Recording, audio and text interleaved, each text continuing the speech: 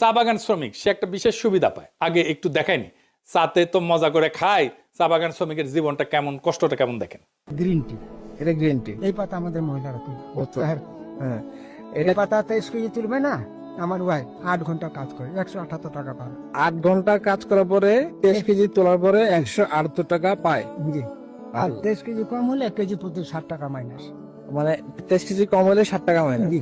এইভাবে আপনাদের জীবন চলতেছে। কষ্ট হয় স্যার, ভালো মন্দ মন চায়। এই যে ম্যাডাম সাহেব একটা কথা বলি, হ্যাঁ। কিছু মনে নিবেন না।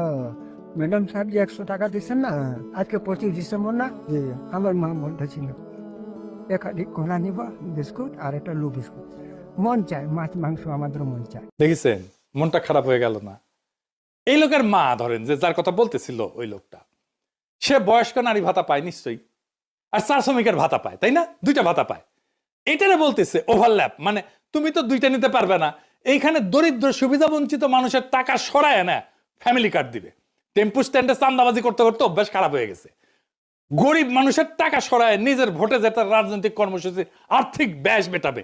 সি সি সি, সি রেনুনি সি।